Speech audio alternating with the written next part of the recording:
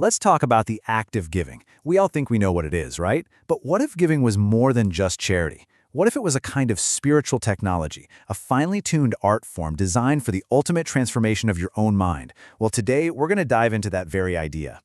So let's just start with a really big question. When you give something, time, money, anything, what's the real endgame? I mean, is it just about helping someone out? Or maybe feeling good about yourself, banking some good karma? Those things are nice, for sure, but what if the true destination of generosity is something infinitely bigger?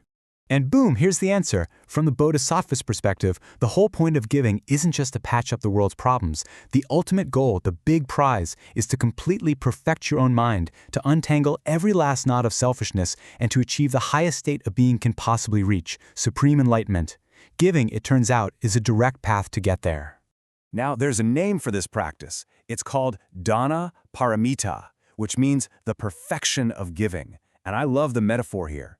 Picture yourself trying to cross this huge, stormy ocean. That's the sea of suffering. These perfections, the paramitas, are like the boat that gets you across to the other side, to the shore of enlightenment. And giving? Well, giving is the very first plank you lay down to build that boat. It's absolutely foundational. Okay, so if giving is this huge, profound practice, what does that actually mean? What are we supposed to be giving? As you're about to see, the scope here goes way, way beyond what's in your wallet. We're talking about everything from the external to the deeply internal. So the practice gets broken down into two main types. You've got external giving, which is exactly what it sounds like. Your money, your stuff, food, all the material goods. But then you have internal giving. And yeah, this is intense. It's about being willing to give your own body, your limbs, even your life. Now, this isn't about being morbid. It's a way to practice the ultimate non-attachment, to show a commitment to others' well-being that's so profound it even outweighs your attachment to your own self. And this quote just hits it out of the park. It shows that the real value of a gift isn't its price tag, it's what it costs the heart. This is what's known as difficult giving. See, it's not about how much you give, it's about the sacrifice involved. Giving when you're rich is great, but giving when you barely have enough for yourself, man, that forces your mind to go head-to-head with its own fear and attachment. It's a powerful workout that chips away directly at the ego. But hold on, this path isn't about being naive. It's guided by some serious wisdom. A bodhisattva doesn't just give blindly. The rules are pretty clear. You don't give poisons or weapons. You don't give away someone else's family members, obviously. And you definitely don't hand power over to a tyrant. Every single act has to be weighed against one simple question. Does this actually help? The goal is always to benefit, never, ever to cause harm. And that brings us to our next big idea. It's not just what you give, it's how you give it. The attitude, the respect, the intention. This is what turns a simple transaction into a deeply spiritual practice. This is called worthy person giving, and it's like a beautiful checklist for how to do it right. First, you give with faith in what you're doing. Second, you give with respect. You don't just toss something at someone like they're beneath you. Third, you give with your own hands to make that human connection. Fourth, you give at the right time when it's actually needed. And finally, you make sure the act of giving isn't causing a problem for anyone else. It's a completely mindful approach. Building on that is this idea of fulfilling requests giving. It's all about being tuned in to what people actually need. You know, it's not about giving what you think they should have. It's about listening and responding with compassion. If someone's hungry, you give food. If they're lost in the dark, and that can be literal or metaphorical, you give them light. It's precise, compassionate help. And now we get to it, the absolute core of this entire practice.